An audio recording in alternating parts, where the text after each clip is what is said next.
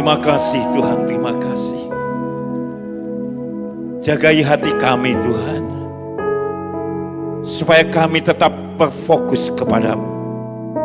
Di tengah-tengah segala tantangan, bahkan tawaran dunia yang begitu menggiurkan, yang sering kali menggeser iman secara pribadi demi pribadi maupun keluarga demi keluarga.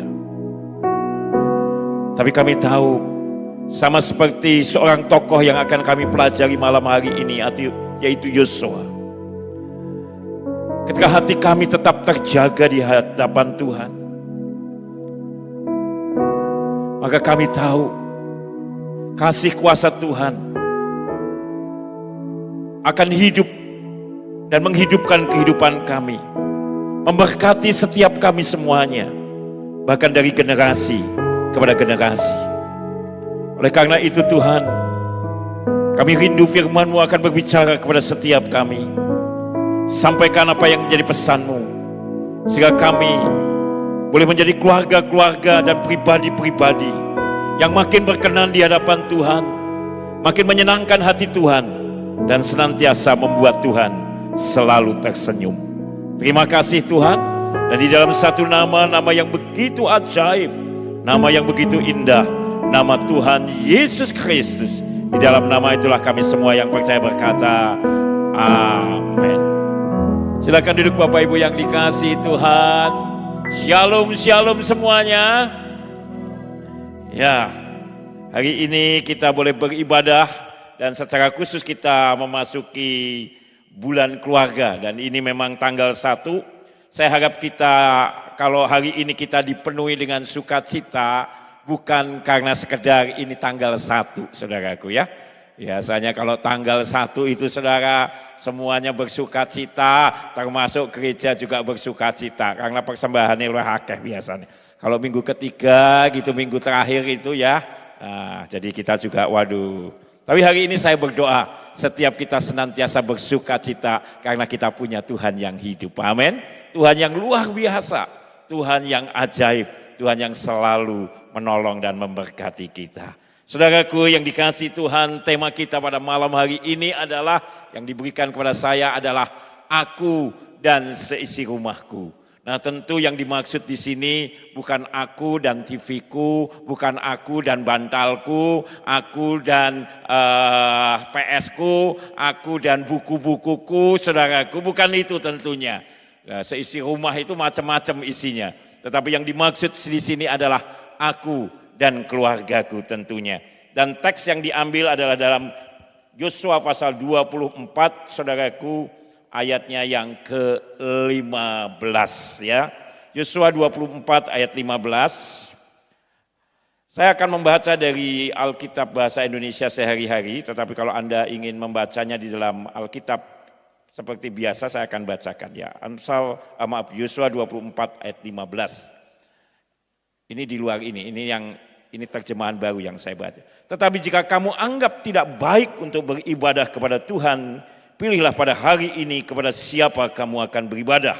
Allah yang kepadanya nenek moyangmu beribadah di seberang sungai Efrat, atau Allah orang Amori yang negerinya kamu diami ini. Tetapi aku dan seisi rumahku kami akan beribadah kepada Tuhan. Nah, dalam Alkitab bahasa Indonesia sehari-hari hampir sama, cuma ada sedikit perbedaan tentang beribadah itu. Yosua 24 ayat 15 dalam Alkitab bahasa Indonesia sehari-hari berkata demikian. Seandainya kamu tidak mau mengabdi kepada Tuhan, ambillah keputusan hari ini juga kepada siapa kamu mau mengabdi. Kepada ilah-ilah lain yang disembah oleh nenek moyangmu di Mesopotamia dahulu, atau kepada ilah-ilah orang Amori yang negerinya kamu tempati sekarang. Tetapi kami, saya dan keluarga saya akan mengabdi hanya kepada Tuhan. Nah memang sebetulnya saudaraku, kata beribadah itu seringkali dipahami dalam lingkup yang sangat sempit. Yaitu apa saudaraku? Datang kebaktian. Anak-anak datang sekolah minggu. Hanya semacam itu seringkali lu ngondi ngibadah sik. Aja lali ya, nak bar ngibadah lu Semarang ndelok mall yang baru 23 saudaraku. Ya. Tapi saya katakan, wong aku sing wong Semarang ae wegah saudaraku. Macet saudaraku ya. Nah, karena banyak orang kudus yang datang ke sana masalahnya. Nah saudaraku yang dikasihi Tuhan, tak ngibadah artinya pergi ke gereja dulu. Ya, toh? Nah saudaraku yang dikasihi Tuhan, ternyata tidak sesempit itu sebetulnya ibadah dalam bahasa aslinya. Dia bisa berbicara tentang mengabdi, ya, mengabdi sebetulnya. Makanya saya memilih terjemahan dalam bahasa Indonesia sehari-hari karena ini terjemahannya yang lebih tepat daripada sekedar beribadah. Mengabdi itu memberikan diri, saudaraku ya. Bukan hanya sekedar datang hari Minggu gitu ya. Bukan hanya anak-anak kita itu saudaraku, wah anak-anak kita sudah baik ya, mereka ikut sekolah minggu, nanti ikut kelas remaja, nanti mereka menjadi pemuda dan seperti jemaat umum lainnya hadir di kebaktian umum. Tidak, beribadah itu dalam teks aslinya di sini adalah mengabdi, bahkan dikatakan juga melayani, saudaraku, memberikan diri kepada Tuhan. Dan menarik sekali saudaraku, hal ini diungkapkan oleh Yosua, saudaraku, ketika dia sedang akan melakukan sebuah perpisahan, saudaraku, dengan bangsa Israel. Ini adalah perpisahan di mana dia merasa sudah sangat tua, emeritus ya. Saya mau emeritus, saudaraku ya. Pidato emeritus katanya ya. Saya tidak tahu Pak Andi berapa ya, tapi ya, pokoknya kita akan mengalami purna tugas, ya namanya purna tugas sebagai pemimpin. Dan di akhir saudaraku masa kepemimpinannya, Yosua mengumpulkan seluruh orang-orang Israel dan dia memberikan saudaraku nasihat-nasihat dan peringatan-peringatan. Kalau Anda membaca mulai dari pasal Yosua 24 ayat 1 sampai seterusnya, maka itu adalah berbicara tentang nasihat-nasihat Yosua supaya bangsa Israel itu apa saudaraku? Setia kepada Tuhan. Tidak berpaling kepada berhala atau ilah lainnya. Nah saudaraku yang dikasihi Tuhan, ini adalah sesuatu yang sangat-sangat penting sekali. Karena bangsa Israel itu adalah bangsa yang selalu saudaraku, ketika ada sesuatu yang baru, kemudian mereka melihat bahwa itu ada sesuatu yang baik, walaupun itu melanggar firman Allah, mereka lakukan itu. Dan itu sama dengan kita hari-hari ini, di mana seringkali saudaraku, kalau kita melihat hal-hal yang baik secara duniawi begitu saudaraku ya, kita juga tertarik untuk mengikutinya. Nah, tapi menarik sekali, Yosua saudaraku memberikan sebuah apa? Dan ini yang menjadi sangat penting di pidato terakhirnya, yaitu apa? Ketegasan menempatkan Tuhan sebagai yang utama.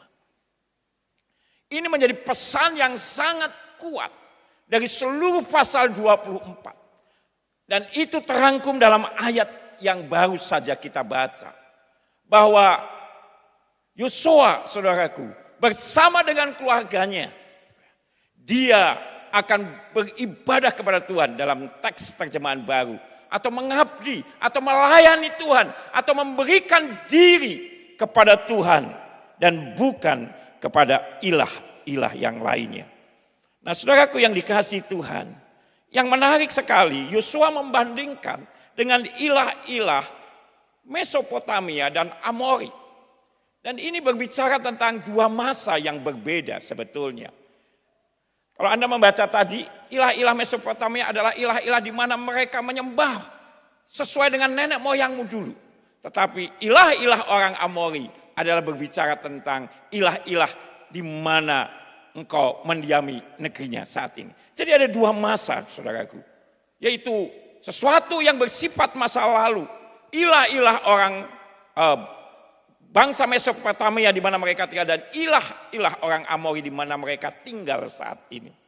Nah saudaraku yang dikasihi Tuhan hari ini, saya ingin kita melihat bahwa ilah-ilah ini saudaraku, ini juga harus kita hadapi saat ini. Dan perlu sebuah ketegasan bagi kita sebagai anak-anak Tuhan untuk membawa keluarga kita, menempatkan Tuhan sebagai yang utama.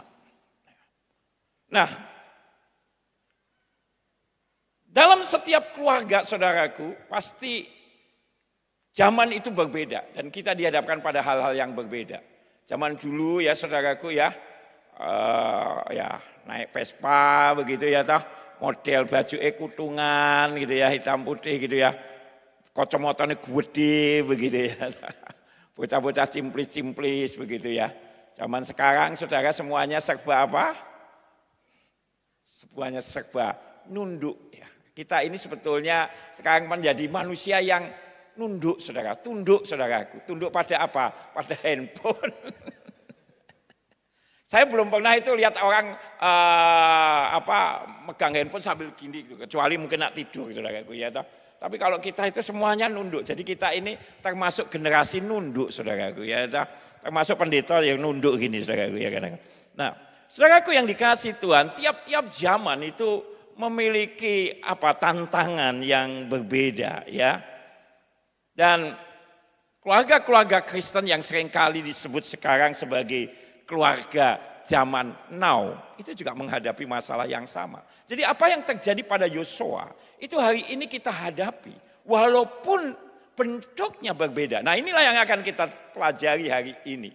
Bahwa tantangan kita bukan lagi ilah-ilah ya. Apalagi patung-patung saudara ya. Wah, kita tidak ada nyembah patung saudaraku ya toh. Paling-paling ya kalau kita punya ya boneka-boneka yang terkenal hari ini apa namanya?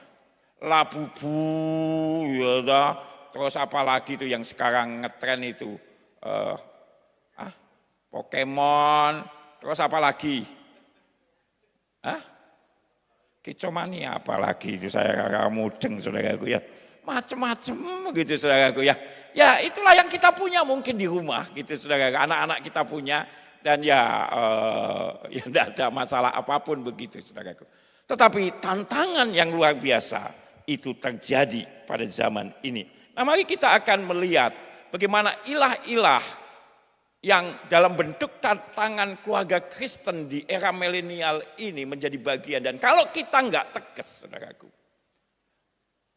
Sama seperti Yosua yang berkata bahwa tetapi aku dan isi keluargaku, aku akan tetap melayani Tuhan, aku akan tetap mengabdikan diri kepada Tuhan, aku tetap memprioritaskan Tuhan di dalam hidup keluargaku. Karena tantangannya jauh lebih rumit, jauh lebih sulit ditangani saudaraku. Nah, mari kita akan coba lihat saudaraku. Sesuatu yang seringkali saudaraku menjadikan keluarga itu hancur, saudaraku. Hal yang pertama yang perlu kita pahami adalah apa yang namanya perceraian.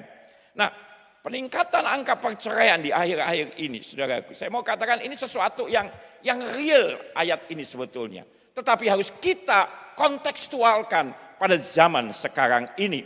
Nah, karena apa saudaraku ya? Keputusan untuk berpisah atau bercerai itu mulai menjadi opsi yang dapat diterima, bahkan mendapat dukungan. Ya.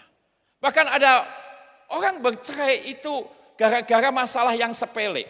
Di Bogor pernah terjadi saudaraku, seorang suami menceraikan istrinya saudaraku. Karena apa? Karena ayamnya saudaraku mati dan yang dituduh mematikan itu adalah istrinya. Kan gendeng saudaraku. Tapi itu yang terjadi gitu ya toh.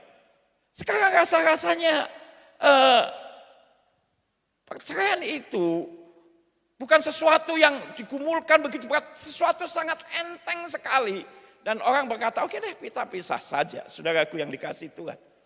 Tanpa mungkin mendapatkan pertolongan, ataupun mencoba bicara dengan hamba Tuhan, ataupun kalau itu adalah orang-orang dunia berbicara dengan teman dekat, konselor dan sebagainya, saudaraku.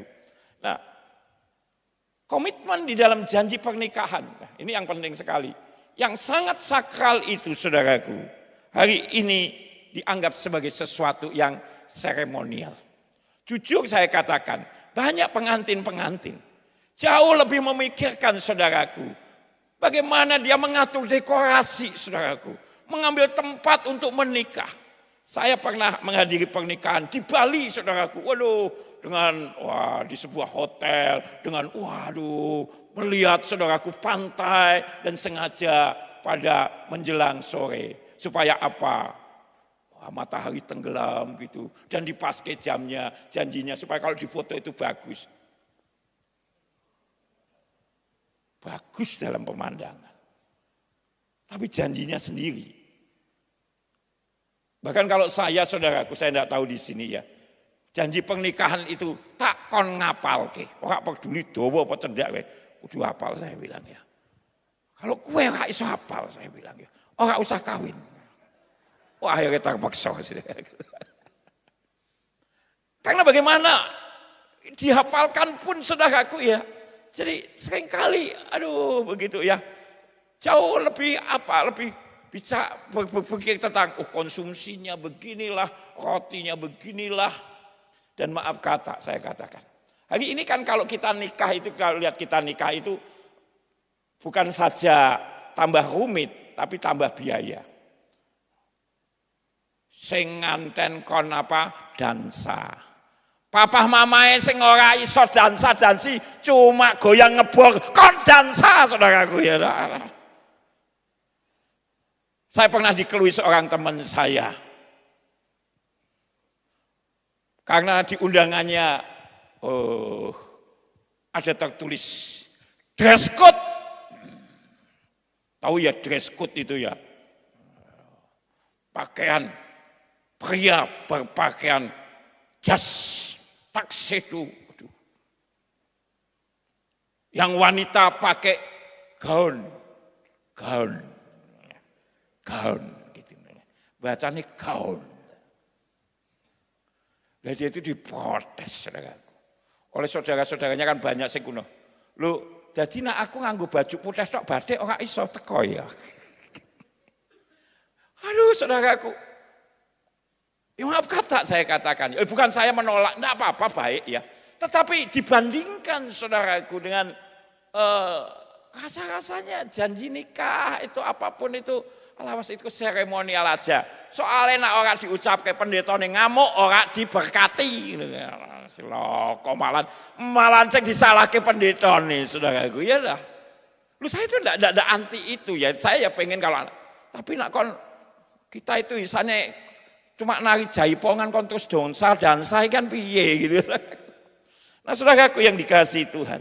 Jadi luar biasa sekali dan itu bukan hanya di Indonesia. Di dunia perceraian itu begitu luar biasa. 15 negara dengan angka perceraian tertinggi saudara itu mengerikan sebetulnya. Di Maldives misalnya 5,52 dari 1.000 orang saudaraku ya. Jadi setiap 1.000 orang ada 5,5 orang ya. Yang hitungnya bagaimana saya juga enggak tahu saudaraku. Tapi pokoknya lebih lah dari 5 begitu, dari 1.000 orang. Nah, kalau 10.000 orang 50 ya. Kalau 100.000 500. Kalau 1 juta berapa? Mengerikan sekali saudaraku. Dan di Indonesia sendiri saudaraku 10 angka perceraian tertinggi di Indonesia itu dipegang Jawa Barat saudaraku. Ya, ini data tahun 2021 saudaraku di mana total ada 98.000 lebih orang cerai. Jawa Tengah mendapati posisi kedua 75.000. Ada pikir cuma 1-2 gitu. Di total itu luar biasa. Dan ini tantangan. Dan saya mau katakan ini tantangan bukan hanya orang-orang di luar Kristen. Anak-anak Tuhan juga terjadi saudaraku.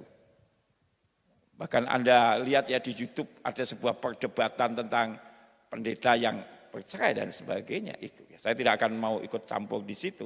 Tetapi itu sudah sampai ranah di situ saudaraku ya. Dan naik terus saudaraku di 2021 itu di Indonesia ya. Jadi 2019 ya kalau Anda lihat datanya itu 491. Di 2020 turun sedikit saudaraku ya. Tapi terus naik lagi di 2021 447. ribu. Pegatan kabeh. Orang mensimpelkan gitu. Dan saya takut saudaraku, ilah ini juga ada di kalangan anak-anak Tuhan. Karena dalam percakapan konseling pranikah ataupun di dalam percakapan konseling bagi saudara-saudara yang sudah menikah, di berbagai tempat, di berbagai negara, saya menjumpai saudaraku hal-hal yang sebetulnya sepele tetapi dibiarkan terus-menerus. Dan itu sangat berbahaya sekali. Dan ini adalah ilah orang Mesopotamia, saudaraku, yang sudah lama sekali, saudaraku, ada dan sampai hari ini terus ada, saudaraku. Dan saya mau katakan dengan jujur ya, tidak ada keluarga yang bercerai itu berbahagia. Apalagi ketika punya anak-anak, punya orang-orang yang dikasihnya. Nah yang kedua apa saudaraku? Ilah yang kedua. Dan ini adalah ilah orang Amori. Yaitu ilah di mana diam. Yaitu apa yang namanya materialisme. Materialisme saudaraku. Dunia di mana kita hidup saudaraku itu digiring kepada proses kehidupan yang serba materialistik. Apalagi dengan adanya saudaraku toko-toko online gitu ya. Kalau Anda melihat begitu ya, waduh, rasanya orang itu entah di TikTok atau di Shopee online begitu. Ini murah-murah, ini celana murah. Ya, 100.000 tiga gitu. Katokmu kayak sakeh, saudaraku. Tapi karena lihat murah, saudaraku. Nganggune kapan? Nah iki bolong. Padahal saudara orang paling awet. 10 tahun katokmu gak bolong-bolong, saudaraku. Dia digiring pada sesuatu yang jauh lebih bagus. Ya. Makanya kalau Anda melihat ke mall misalnya, tidak ada penataan mall yang jelek. Semuanya itu luar biasa ditata. Demikian juga dengan banyaknya sekarang muncul banyak yang namanya kafe-kafe begitu. Itu saudara Anda tahu, untuk merenov itu ya atau membuat baru, itu bisa puluhan juta bahkan ratusan juta. Untuk apa? Untuk menarik. Renovnya bisa ratusan juta, kopine 15.000. Tapi itulah orang untuk tertarik.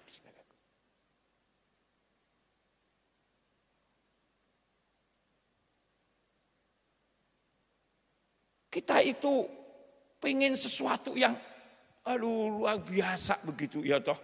Wah, pengen kita tampil mungkin beda saudaraku. Dan banyak orang tua yang maaf saya katakan, kalau kita tidak hati-hati saudaraku. Maksud kita adalah memberikan yang baik untuk anak-anak tetapi akan membuat mereka menjadi materialistis. Dan bahaya ini ya. Lama-lama fokus kita tidak kepada Allah tapi pada materi. Bagaimana kita memperoleh materi itu. Dan itu sesuatu yang sangat-sangat membahayakan. Saudaraku yang dikasihi Tuhan, ya. Ada banyak orang yang ingin tampil seperti ini. Ya, waduh, bawa tas kemana-mana. Jadi materialisme itu, hedonisme itu sudah jadi kayak gaya gitu saudaraku ya. Padahal kalau saudara pengen gaya tok ya, tak beritahu ya. Ketoknya gaya, ketoknya sugih, tapi biasa saja. Saudara saya beritahu ya, beliau tas-tasnya itu saudaraku, itu murah itu. Di toko di Semarang itu ada di salah satu toko itu mereknya Blueberry, ya Louis Vuitton, 15.000 saudaraku. Gowonen saudaraku. Isine mbah isine telo, apa isine bakpo, apa wis gede kae. Wong kan ngerti saudaraku. Tapi kan kelihatan gaya gitu saudaraku. Saya kok yang dikasih Tuhan ya. Tapi intinya begini, hati-hati. Makanya kan Tuhan itu kan berkata begini ya. Hati-hati dengan mamon. Jadi Tuhan Yesus itu menghadapkan, menarikkan sebetulnya. Kenapa kok tidak menghadapkan Allah itu dengan iblis gitu ya toh? Karena kalau dengan iblis kita itu akan bisa lari, apalagi iblisnya medeni saudaraku ya. Kayak di film-film. Kayak misalnya saudaraku ya suster ngesot ya toh, mak lampir ya toh, atau apalah gitu ya. Kok medeni kabeh. Memang hantu Indonesia iki medeni kabeh lian kemproh-kemproh saudaraku ya toh. Ya kayak kuntilanak bolong itu kan medeni saudaraku, kemproh gitu ya. Ora ana diresiki ra nganggo apa tutup begitu saudaraku ya toh. Gendruwo juga ora pernah potong gitu katanya ya toh. Meneh tuyul gitu. Wis ngerti cah cilik ngono ora nganggo baju nisan saudara kan piye gitu ya. Tapi kan beda dengan hantu luar negeri kan itu ya apa keren gitu ya, toh kayak Dracula, setan boleh tapi punya istana mbek nganggo jas. Nah, saudaraku yang dikasih Tuhan ya. Kalau itu gambarannya kita bisa pergi ya. Tapi gambaran yang menarik Tuhan katakan adalah Allah dan Mamon. Ya. Mamon itu materi. Saudaraku. Bukan berarti kita tidak boleh kaya. Tuhan itu, saya mau ingin katakan isi hatinya Tuhan ya. Tuhan itu ingin memberkati engkau lebih dan lebih lagi dan lebih lagi. Bahkan ketika engkau, apapun yang engkau minta itu sesuai dengan Tuhan. Tuhan itu akan sanggup memberikan bahkan apa yang tidak engkau minta. Contoh kasus adalah Salomo. Salomo itu kan meminta hikmat kepada Tuhan kan. Ketika dia ditawari ya, tapi Tuhan itu bukan seperti jin jarum 76. Minta apa saja kamu. Bukan begitu ya. Tuhan ngomonglah sama Salomo. Apa yang kamu minta? Tuhan aku ingin minta. Yaitu hikmat. Supaya bisa mengadili bangsa yang besar yang kau percayakan. Dan firman Tuhan berkata apa? Apa yang kau minta itu membuat hati Tuhan senang. Baik di mata Tuhan dalam bahasa Alkitabnya. Baik di mata Tuhan. Dan ayat-ayat selanjutnya berkata apa? Aku akan memberikannya. Dan apa yang tidak kau minta. Yaitu kekayaan dan kemuliaan. Aku berikan kepadamu. Lihat Tuhan itu. Bahkan engkau enggak minta sekalipun. Kalau permintaanmu itu sesuatu yang membuat baik di mata Tuhan. Menyenangkan hati Tuhan. Apa yang tidak engkau minta pun diberikan Tuhan. Itu. Jadi sama sekali tidak ada maksud untuk itu. Tetapi ketika hati kita, saudaraku, dicondongkan dengan materi, saudaraku. Ada orang-orang yang berkata, wah, sudah ada waktu untuk doa, harus kerja. Oh, tidak ada waktu untuk beribadah gitu ya. Tidak ada waktu lagi untuk melayani. Hati-hati. Hati kita, saudaraku, sudah mulai dicondongkan pada ilah itu. Dan kalau anak-anakmu melihat itu, jangan salahkan, anak-anakmu akan lebih materialistis dibanding engkau.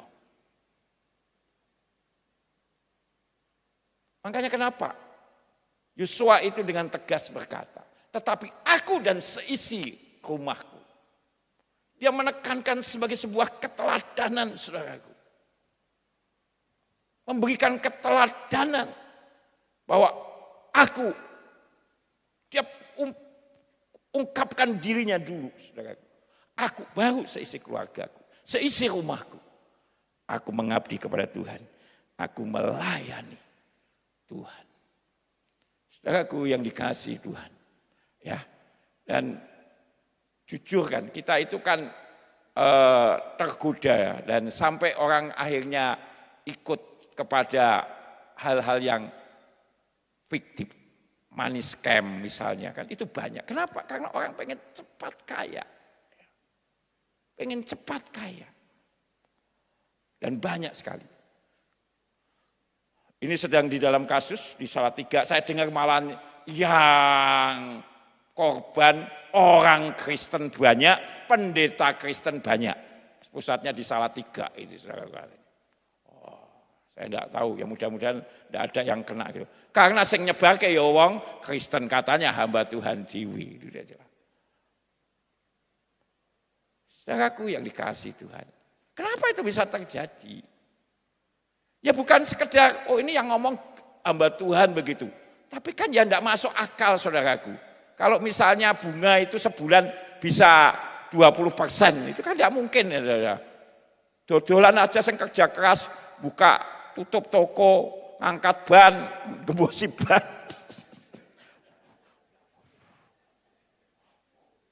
Anda yang jualan gedang goreng, tuangi, isu-isu, golek gedang,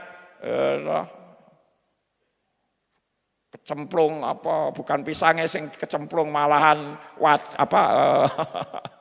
mungkin lipstiknya dan macam-macam karena saya ngantuk begitu. Saudaraku yang dikasihi Tuhan, ya. Hati-hati, hati-hati. Dan hari-hari ini itulah yang dimanfaatkan. Kenapa banyak scam? Ya. Banyak scam. Kenapa? Karena ini sebetulnya Anda kalau pahami enggak? Orang itu, saudaraku, pada ilah materialistik. Sehingga orang itu dengan mudah, saudaraku, kena scam, kena penipuan, saudaraku. Ya. Kalau orang itu tidak materialistik, ya tidak akan itu, saudaraku. Hati-hati. Dan saya mau katakan, ini ilah zaman sekarang. Dan itu bisa menghancurkan. Berapa banyak keluarga-keluarga yang hancur karena itu. Mulai bergeser fokusnya. Yang selanjutnya saudaraku yang dikasihi Tuhan adalah apa? Pengaruh media. Nah ini juga ilah zaman sekarang yang luar biasa sekali yang mempengaruhi keluarga begitu luar biasa. Dan apa yang ditayangkan media itu sekarang jauh lebih buruk saudara dari masa-masa sebelumnya. Dan yang paling menyedihkan adalah hari ini dengan pengaruh media ini adalah kita tidak lagi tahu mana yang benar. Mana yang benar. Ya. Karena apalagi dengan nanti saya akan bagi yang terakhir di proses AI, Artificial Intelligence. Orang itu bisa membuat dengan mudah saudaraku, gambar orang. Lah mosok ya saudaraku ya, kalau kita lihat banyak di media sosial dengan buatan AI, ya toh. Mosok Presiden Trump, Presiden Cina Xi Jinping, Presiden Korea Utara Kim Jong Un dodolan sayur ning pasar Bitingan. Tapi itu fakta. Ada gambarnya, ada fotonya.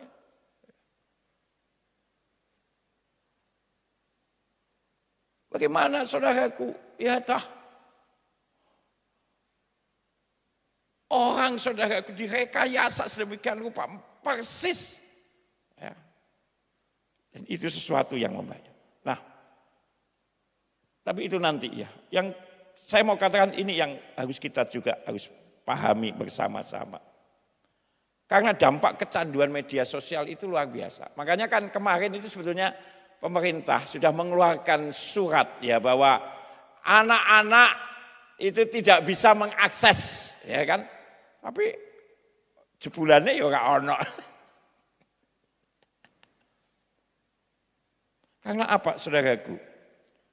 Merasa depresi dan cemas ya. Medsos itu hati-hati ya. Ada banyak orang gitu saudaraku ya. Dia sudah cemas begitu, pengen cari sesuatu di medsos begitu yang menghibur. Hati-hati. Bukan apa yang menghibur hatimu yang dapat. Malah apa soal pengaruh-pengaruh. Buat apa kamu hidup, tidak ada artinya. Dan akhirnya banyak orang bunuh diri. Ya. Karena apa? Orang kalau itu tuh merasa butuh validasi. Ya. Pengakuan gitu loh. Makanya kan tidak heran gitu ya. Mangan opo diduduhke gitu ya. Perlu validasi nih.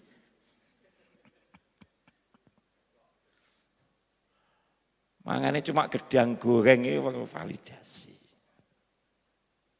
Hati-hati. Kita bisa depresi. Dan bila tak sesuai itu membuat kita itu jadi kecewa. Ya kan, hati-hati. Merasa FOMO, tahu ya FOMO itu ya. Fear of missing out. Perasaan takut tertinggal terhadap tren-tren baru yang ramai diikuti orang. Kalau dulu zaman dulu, FOMO-nya kita itu tidak terlalu meledak-ledak. Misalnya saudara tahu ya dulu ya, namanya ada daun yang sangat mahal namanya gelombang cinta. The wave of love, saudaraku. Itu larangnya bukan main. Bahkan itu betul-betul saudaraku ya. Bayar sesuatu yang mahal bisa pakai godong saudaraku ya. Saya punya satu jemaat itu, punya the wave of love gitu. Ditawar 5 juta, godongnya cuma beberapa. Saking pengennya itu saudaraku ditaruh neng kamar, turu ambek deh orang neng jopo saudaraku. Ya toh. Tapi kan ya sebatas itu. Kalau kita tidak punya ya oke lah sudah enggak. Tapi hari ini kan enggak bisa saudaraku. Kita pengen ngikuti terus saudaraku. Ya. Dan takut tertinggal begitu saudaraku. Dan hati-hati juga, makanya saya itu saya itu tidak pernah memposting gitu ya apa gitu di status gitu ya. Misalnya liburan pergi kemana. Lu itu bisa merasa orang lain itu iri lu saudara. Kok dia isa ya? Aku kok ora iso gitu. Pernah kita juga ngalami gitu. Kok iso mangan gedang goreng ya?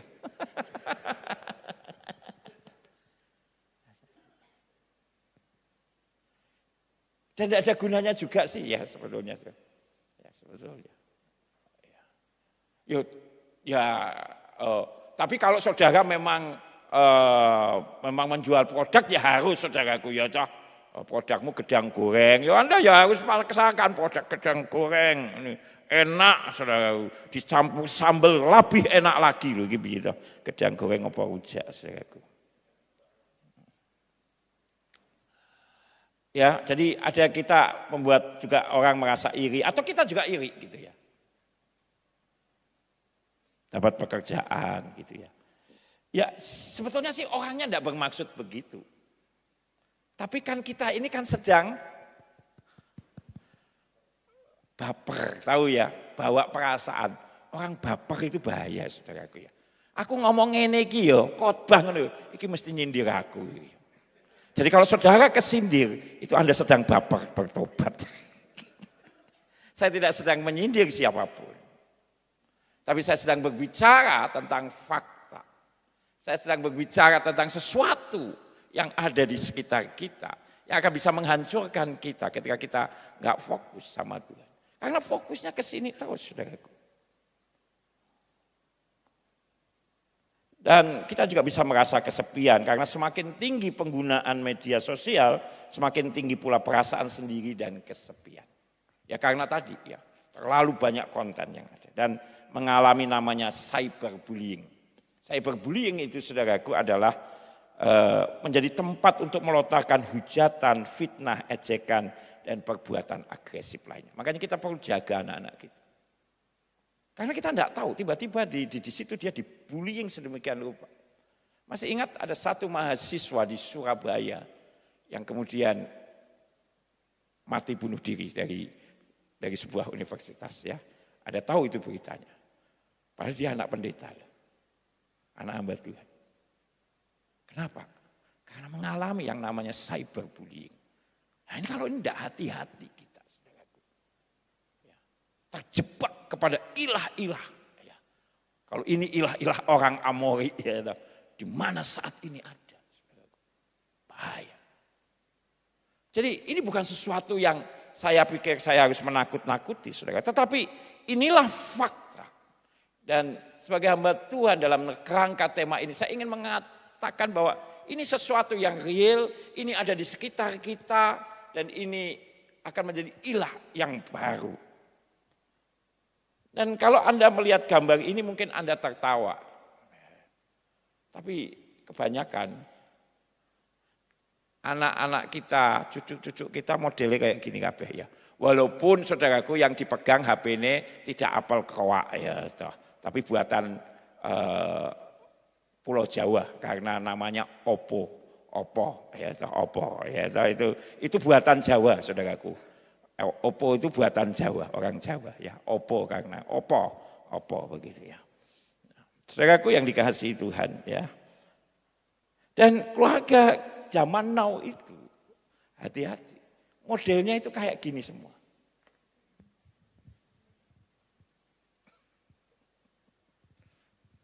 Bapak nyekel apa ini? Laptop, ibu nyekel tablet, anak nyekel HP, sing siji HP, sing siji meneh tab. Makanya kan dulu yang mendekatkan yang jauh, menjauhkan yang dekat. Tapi ini yang terjadi kan. Ya.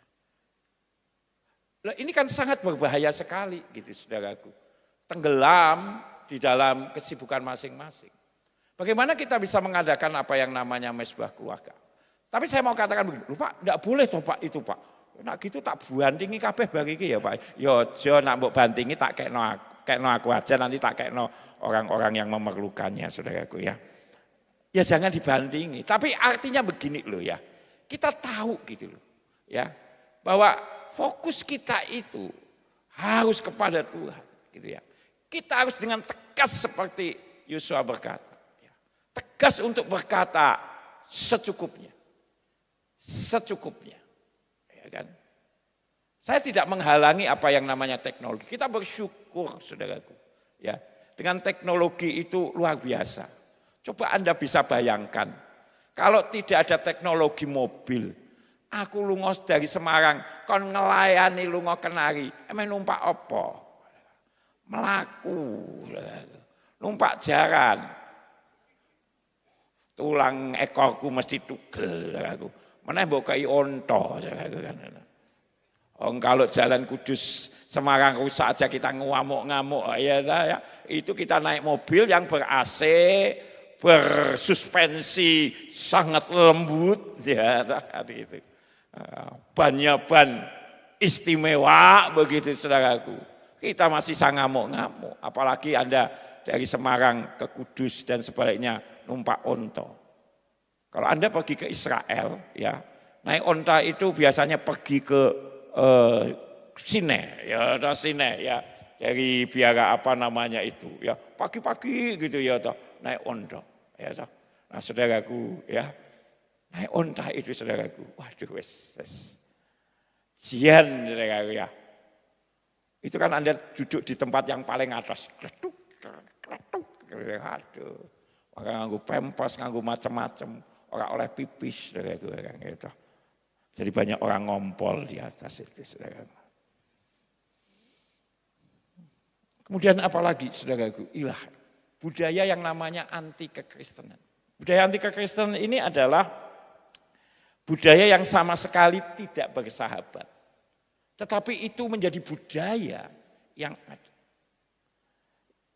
Dan kemerosotan moral itu semakin nyata. Ketidakpedulian antar sesama mendekati titik nadir. Makanya saya pernah kan dulu ya, orang itu seringkali kalau ada kecelakaan, orang ditulungi malah apa? Selfie gitu. Ceklek gitu.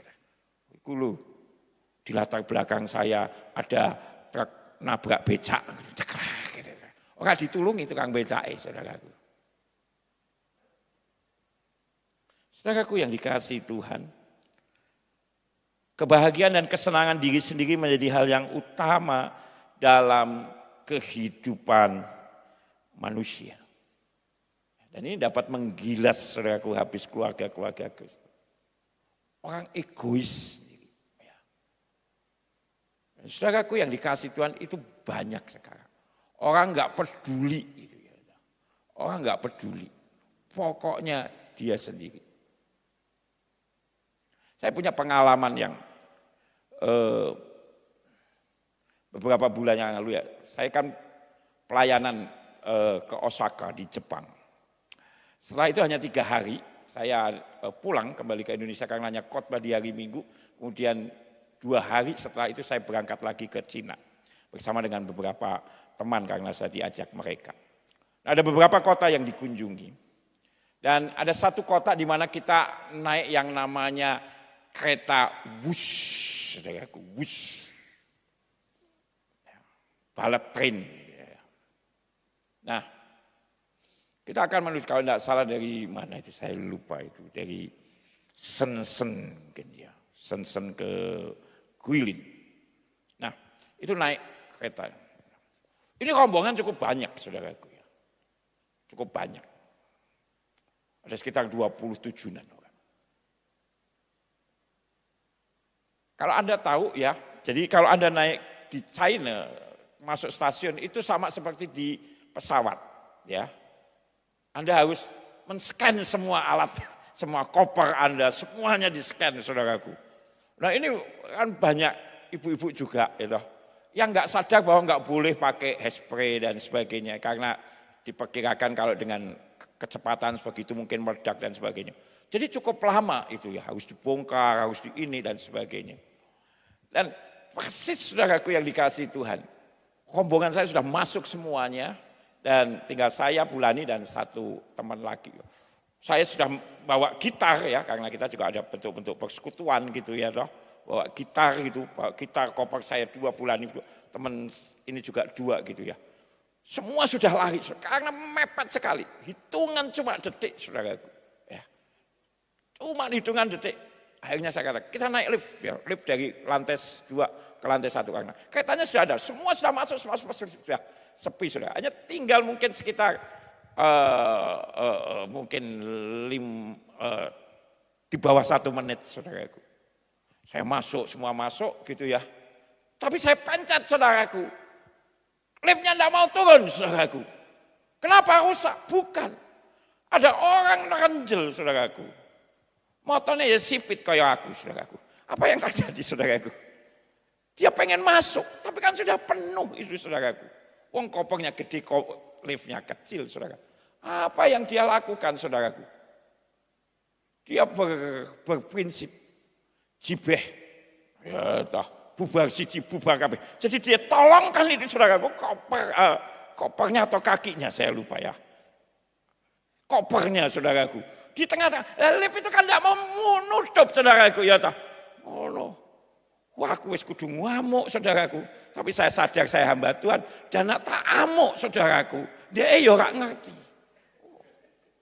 Bahasa Indonesia dia ora ngerti, basa Inggris ora ngerti, meneh basa Jawa. Mek tak kandhani kowe iki piye to? Gundulmu ning ndi gitu motor.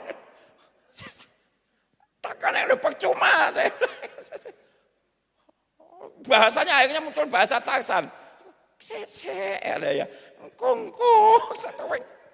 Iku lho keretaku aku. Dan dia itu masih lama sebetulnya, saudaraku ya. Tapi tetap sudah dikekeke ngono. Wejian wong. Saya bisa ketinggalan ini, saudaraku ya. Nah, semua sudah masuk dan aduh. Karena saya harus membantu ya teman-teman yang lain ini. Aduh, piye ini. Jadi akhirnya, wes mlebu, aku bilang, mlebu, mbok ngerti mbok ora pokoke aku mlebu, dipepet-pepet ke saudaraku. Tak pikir tak pencet lagi. Wong iso, saudaraku, karena apa? Tolang-tolang lagi, saudaraku, satu bagian. Iki piye? Saudaraku. Wah, akhirnya tak weret, saudaraku. Cuk, masuk baru bisa. Gerbong saya, gerbong 7. Gerbong berapa? 7. 2, gerbong saya 2. Saya harus naik dari gerbong 11. Nah, ora, saudara, telat, saudaraku. Saya kadang-kadang berpikir, lu wong dia itu saya suwi gitu, saudaraku ya. Ditolang-tolang dan tanpa merasa bersalah gitu, saudaraku ya. Saudaraku yang dikasih Tuhan, seringkali ya pot, ya. Dan ya budaya anti kekristenan ini juga muncul secara luar biasa yang sekarang adalah dengan apa yang namanya dengan LGBT. Data menunjukkan di tahun 2000 hanya 1 negara, saudaraku, yang melegalkan negeri Belanda. Tapi dari tahun ke tahun, terus. Bahkan satu negara Asia, yaitu Taiwan di tahun 2019, saudaraku, melegalkan itu. Orang yang dipikir timur jauh lebih punya adab dan sebagainya, akhirnya semacam itu. Bahkan saya mau katakan dengan jujur, Tel Aviv, Israel, ibu kota Israel, adalah pusat daripada kegiatan LGBT terbesar di dunia. Inilah yang saya. Dan ketika gereja menentang LGBT, gereja dicemooh. Ketika mereka jauh menjadi kuat, mereka sekarang mencemooh. Bahkan di banyak negara ini, undang-undang mengatur jika ada pendeta tidak bersedia untuk memberkati pernikahan antara Tony dan Anton. Maaf ya yang namanya itu ya, sorry. Ini hanya contoh saja. Atau Rini dan Sri Wijowati. Maka dia bisa dihukum. Dan itu sudah terjadi. Saudaraku yang dikasihi Tuhan. Mengerikan sekali. Ketika seorang hamba Tuhan tidak mau mengambil sikap, sebetulnya kan oke deh ya, Anda terserah aja begitu ya. Tapi ketika dia tidak mau justru dia dianggap sebagai anti-HAM. Saudara sadar? Ketika gereja Anda tidak mau memberkati, maka gereja Anda dianggap sebagai anti-hak asasi manusia. Mengerikan. Dan ini yang terjadi, saudaraku. Dan kalau Anda mau jujur ya, di TikTok, di short YouTube, ada begitu banyak orang yang dengan tanpa malu-malu lagi, sesama jenis saling berciuman, saling berangkulan, dan saling menyatakan satu dengan yang lain di dalam sebuah pernikahan. Mengerikan. Dunia yang sangat-sangat mengerikan. Dan inilah ilah-ilah yang terjadi. Bagaimana dengan kita? Gak mudah, saudaraku. Maka diperlukan sekali lagi ketegasan apa yang dikatakan oleh Yosua. Tetapi aku dan seisi rumahku, aku akan beribadah kepada Tuhan. Aku akan tetap mengabdi kepada Tuhan. Aku akan tetap memprioritaskan Tuhan di luar segala sesuatunya itu. Dan saya mau katakan ini adalah sesuatu yang sangat-sangat real terjadi. Apa yang saya sampaikan hari ini, maaf kata, semuanya based to data. Berdasarkan data-data yang bisa saya kumpulkan.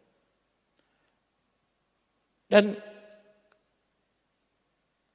kecenderungan orang ya hari ini untuk menutup diri, tidak mau bergaul dengan yang lain, itu makin bergejala. Di Jepang, saudaraku, saya baru dari sana, ada sebuah istilah yang namanya hikikomori. Hikikomori, saudaraku, adalah merujuk pada orang-orang yang menjauhkan diri dari lingkungan sosial. Dengan mengurung diri di dalam kamar selama berbulan-bulan, bahkan bertahun-tahun, bahkan sampai ada yang puluhan tahun. Makan di situ, tidur di situ, ya jadi kamarnya kayak sampah begitu, saudaraku. Banyak ditemukan gitu ya. Wah, wes ya gila nih gitu saudaraku ya wes. Karena dia tidak pernah keluar. Adus juga orak gitu saudaraku ya. Ya Anda bisa bayangkan gitu ya. Karena orang-orang ini itu merasa tidak perlu lagi berhubungan langsung dengan orang lain untuk bisa hidup. Apalagi sekarang zamannya GoFood, GrabFood, ShopFood. Tinggal ditaruh aja. Dia tidak perlu masak, dia tidak perlu bagi orang datang. Dan ditaruh aja. Dia tidak perlu juga ketemu dengan orangnya kan. Kalau di Indonesia agak sedikit lumayan baik lah. Karena namanya bukan hikikomori. Tapi apa? Mager. Malas gerak. Tapi tidak suwe-suwe ya toh.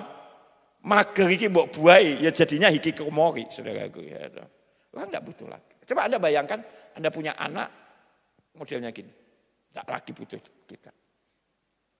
Anda punya orang tua kayak begini, ngeri saudaraku. Dan inilah zaman yang luar biasa. Yang terakhir, bagian yang terakhir apa saudaraku, yang adalah apa yang namanya tantangan teknologi. Dan ini sesuatu yang sudah di depan mata, bahkan sudah kita alami sendiri. Dan itu berkaitan dengan apa yang namanya AI. AI, saudaraku ya. AI itu apa? Ini bukan bibit kalau Anda ke Surabaya, AI. Ya, ini bukan tante ya, kalau kita ke Surabaya itu seringkali anak saya kalau ketemu teman-teman saya begitu, ayo siapa namanya, kenalkan sama AI. Ini bukan AI itu saudaraku ya, AI. Nah ini AI. AI. Tapi coba tambah ya apa-apa ya saudaraku, ya biarkan AI aja ya. Aja ditambahi huruf gini ngarepe barang aja mikir itu. Aku ora ngomong lu sing mikir. AI. Apa itu AI?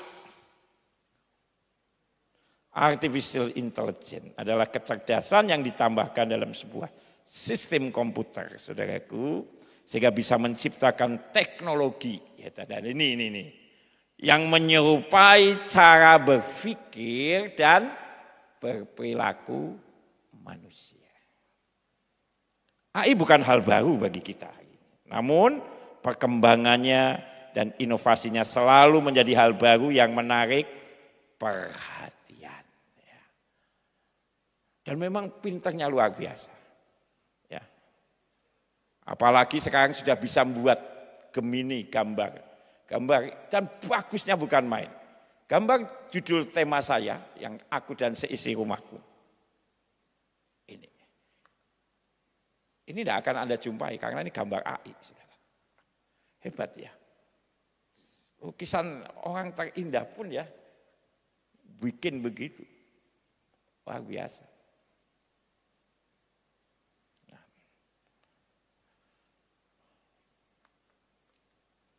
Bahkan Anda masih ingat kan dulu ketika zaman Covid ya, ada sebuah situs di mana mengembangkan ibadah secara AI, kita hadir di sana kelihatannya duduk dan sebagainya, khotbah dan sebagainya.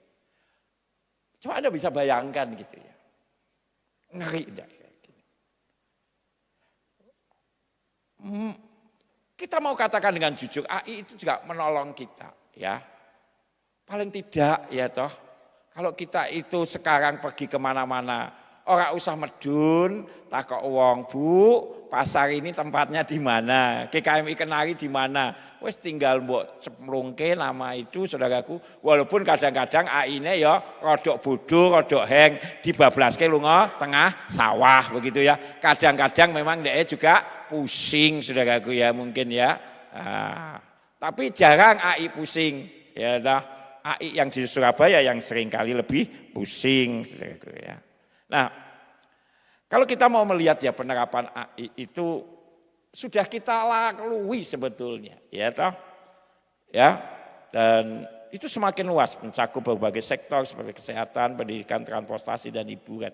Berikut ini adalah beberapa contoh AI yang relevan dengan kehidupan kita yang secara tidak sadar kita itu masuk di dalamnya. Yang pertama itu apa saudara?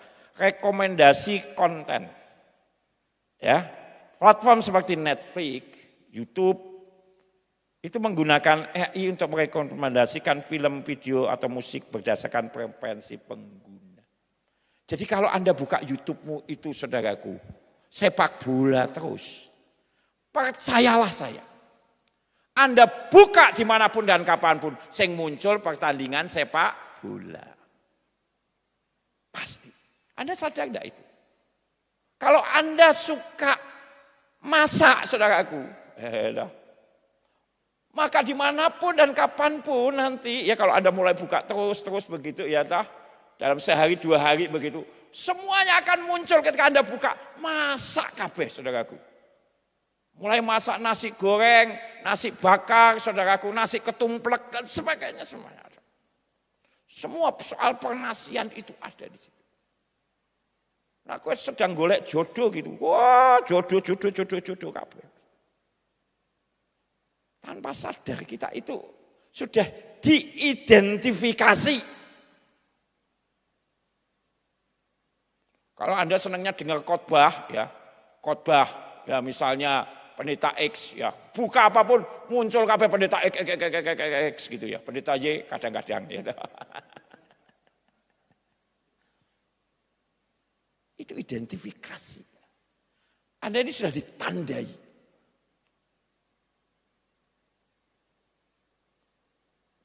Bahaya atau tidak? Ya kita belum tahu hari ini. Ya kan? Belum tahu. Pengenalan wajah. Nah, kalau Anda pergi naik stasiun ke kereta api ya, itu AI juga, saudara. Anda sekarang tidak usah nunjukkan apa KTP, ya kan? Nunjukkan apapun Anda cukup. Kalau Anda pergi ke luar negeri sekarang, paspor Indonesia sudah menggunakan itu. Ya. Mengenakan pengenalan wajah Anda, ya kan? Tidak harus berhadapan dengan petugas imigrasi yang seringkali nanya kene, nanya sing ora penting ya.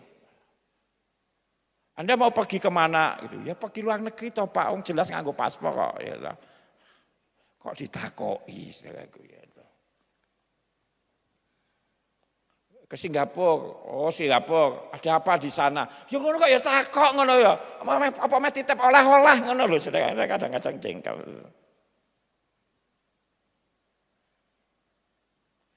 Mobil otonom, penggunaan mobil seperti Tesla atau di China itu sekarang sudah ada mobil saudaraku, ya toh, mobil yang ora ana supire saudaraku. Tapi sekarang ditarik semua oleh pemerintah Cina. Kenapa? Nabrak saudara. Jadi pengen diperbaiki dulu saudara. Jadi sekarang itu ya orang ditarik, tapi ternyata juga ada masalah saudara ya. Ditarik dulu sekarang ya yang otonom itu.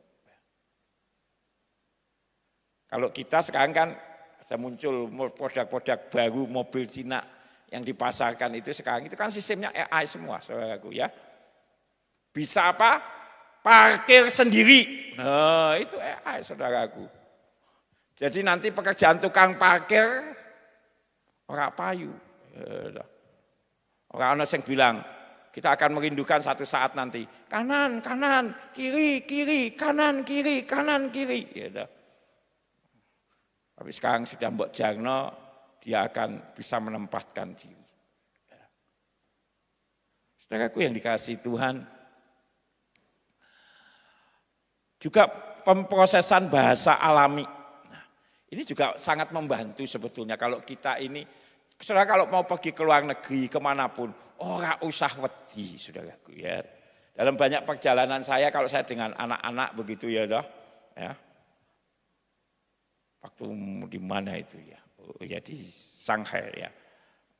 HP anak saya itu ketinggalan saudaraku di pesawat.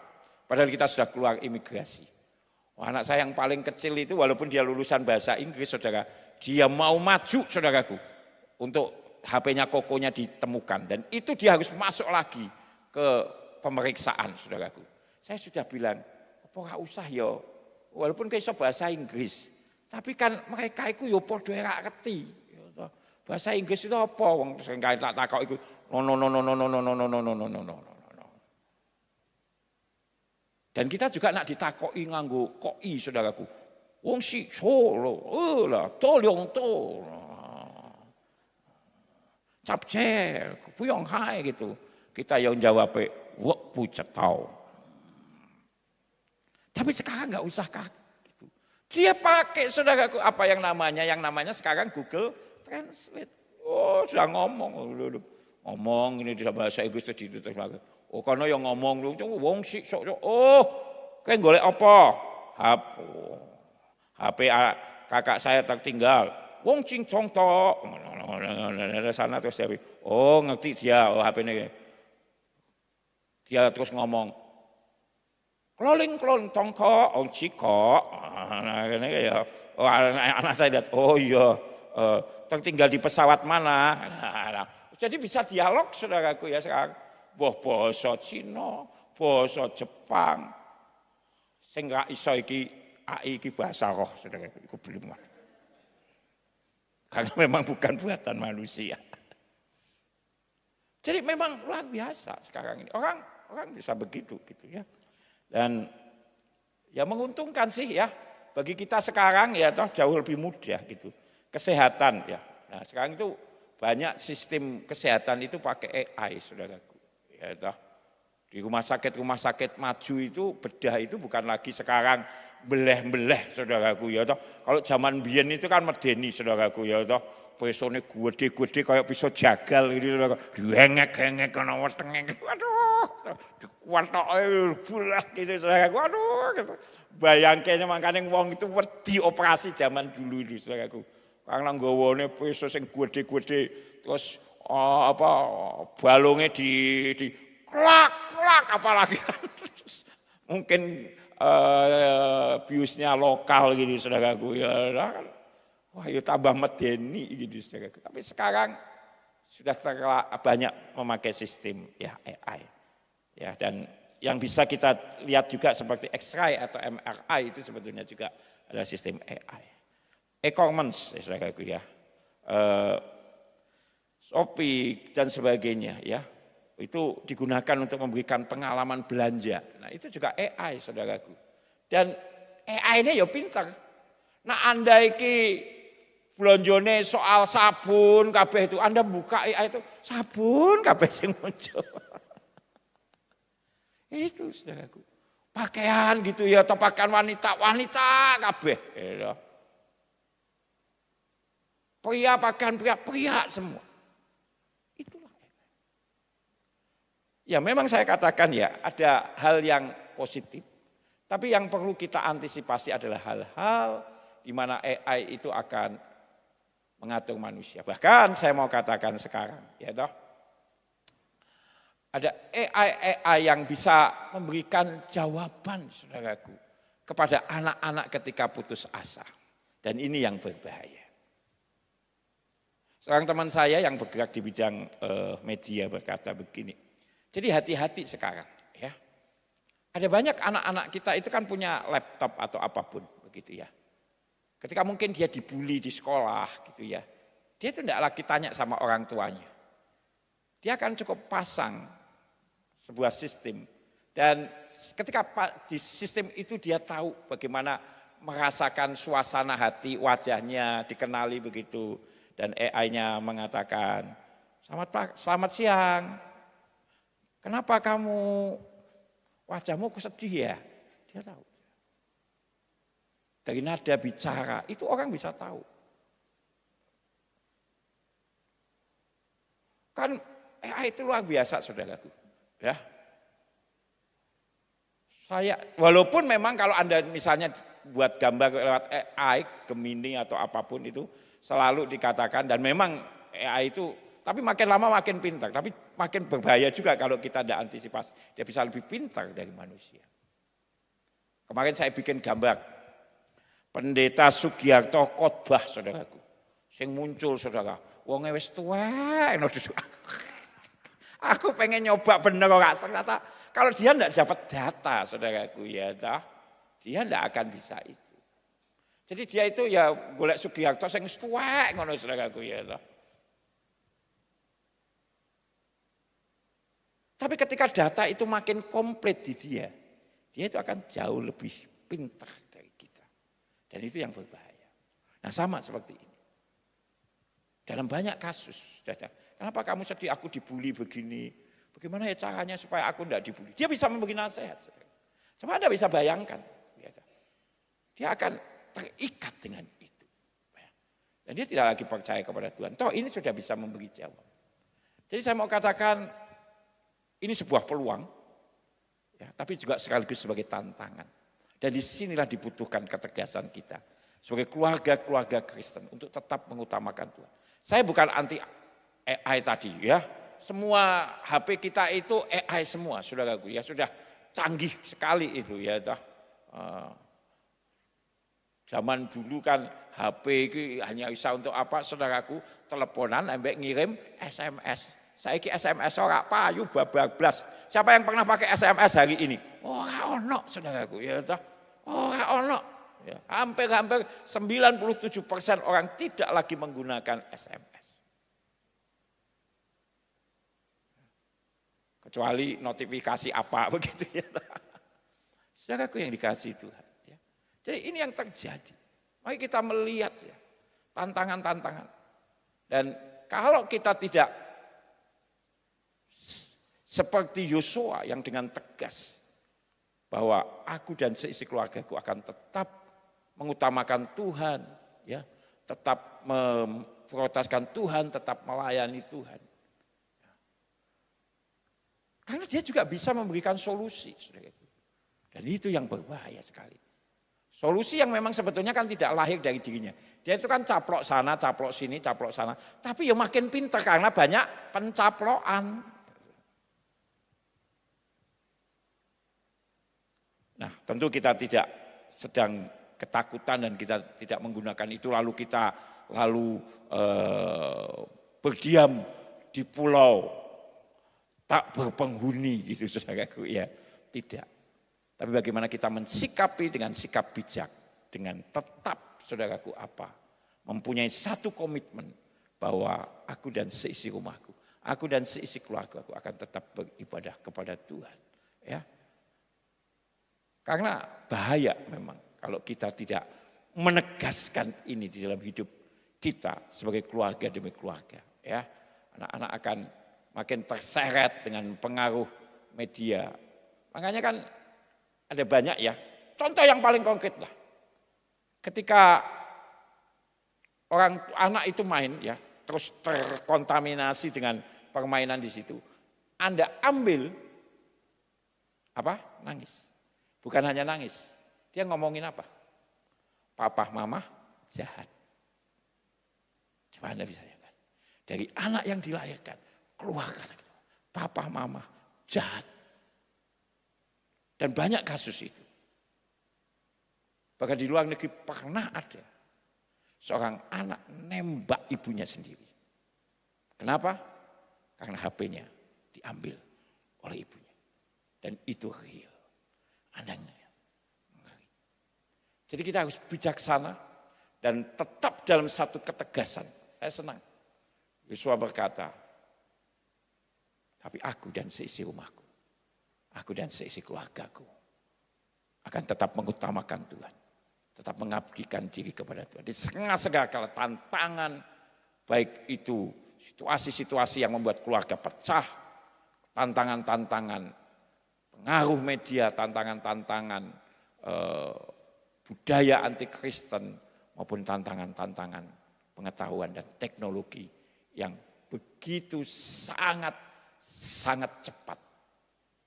Kita harus siap sebagai anak-anak Tuhan. Kalau enggak, gereja akan tergulung. Keluarga-keluarga Kristen akan tergulung dan tidak lagi membutuhkan Tuhan. Saya berdoa dari lubuk hati saya yang paling dalam. Tantangan-tantangan yang kita hadapi ini ada sesuatu yang begitu luar biasa halus. Masuk dan terus masuk. Dan kalau kita tidak hati-hati, itu akan menguasai hidup dan keluarga kita. Biarlah di bulan keluarga ini kita mengambil komitmen kembali, menegaskan komitmen kita kembali bahwa aku dan seisi keluargaku, aku akan terus mengasihi Tuhan, menempatkan Tuhan sebagai yang utama di dalam kehidupan kita.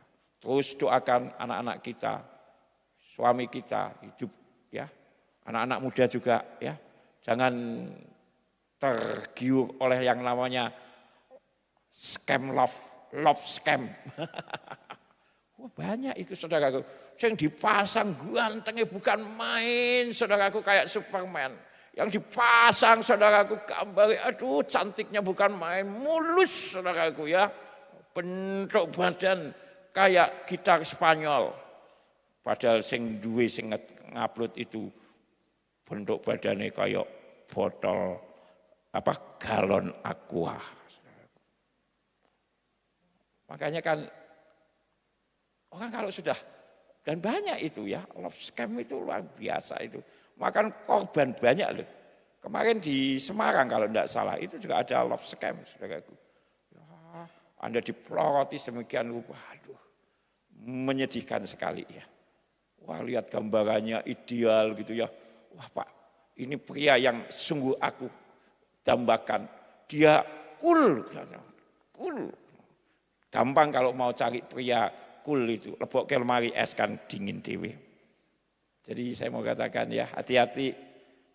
Tetap doa, tetap apapun minta Tuhan. Ya, semuanya dalam kasih karunia Tuhan. Kita menghadapi tantangan-tantangan, keluarga-keluarga. Ilah-ilah yang sudah berubah bentuk. Bukan lagi patung-patung. Tapi bermanifestasi dalam bentuk-bentuk yang rasanya begitu akrab dengan kita. Rasanya begitu dekat dengan kita. Ya, jadi mari kita minta terus bimbingan Tuhan, penyertaan Tuhan untuk keluarga kita, anak kita, cucu-cucu kita, bahkan hidup kita. Haleluya. Amin. Mari kita berdoa.